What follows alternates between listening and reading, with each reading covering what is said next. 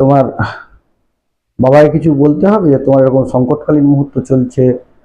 তার জ্যেষ্ঠ যে তার জ্যেষ্ঠ বধূ অপহৃত মানে হরণ করেছে লঙ্কেশ রাবণ। রামচন্দ্র বলছেন যে না, আপনি নিশ্চিন্তে যান, আমার এই দশা যে করেছে তাকে আমি পাঠাবো আমার বাবার কাছে, সেই গিয়ে খবর দেবে যে আমি কেমন আছি। এটাকে বলে আত্মবিশ্বাস, আত্মবল, যে আমি লঙ্কেশকেই পাঠাবো আমার বাবার কাছে, আমার বাবা গিয়ে বলবে যে আমি কেমন আছি। তাহলে এটা 2 নম্বর হলো। তাহলে দশরথের প্রতিশ্রুতি বা কারো পাওনা যদি সঙ্গে সঙ্গে মিটিয়ে না দেওয়া হয় তাহলে সেটা মৃত্যুর কারণ হতে পারে। কারো পরিমাণে কিছু দিতে হলে সঙ্গে সঙ্গে মিটিয়ে দাও। কারণ পুত্র শোকে মারা গেছিল, আপনারা সবাই জানেন। রামচন্দ্রের আত্মবিশ্বাস জটায়ুকে দেওয়া, যে গিয়ে বলবে।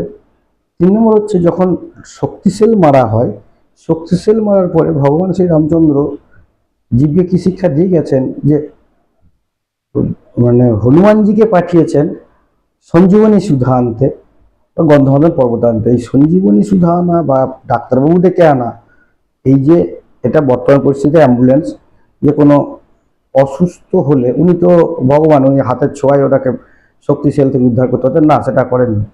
উনি বলেছেন যে যেতে হবে এবং ডাক্তারবাবুকে নিয়ে আসতে, বৈদ্য তখনকার যুগে যেটা, সেটা করেছেন। তাহলে একটু না টোটকাতে উনি যাননি, উনি গেছেন ডাক্তারবাবুর কাছে, ডাক্তার নিয়ে আসছেন, এটা হলো। আর যেটা মায়াতে পড়ে যাওয়া,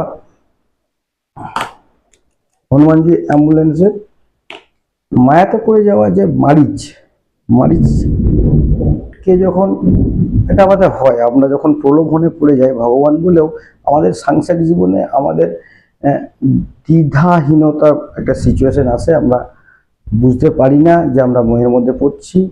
এর ফলে উনি জানেন সোনার হরিণ হন না, সে নিয়ে তর্ক বিতর্ক অনেক আছে, যারা শাস্ত্র পণ্ডিত তারা বলতে পারবেন। আমার 4টে জিনিস ভালো লেগেছে।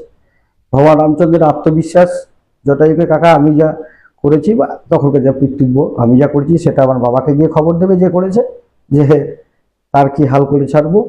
2 নম্বর, শক্তিশালী বৃদ্ধ হওয়ার পরে ডাক্তারবাবু ডেকে আনা বা অ্যাম্বুলেন্স।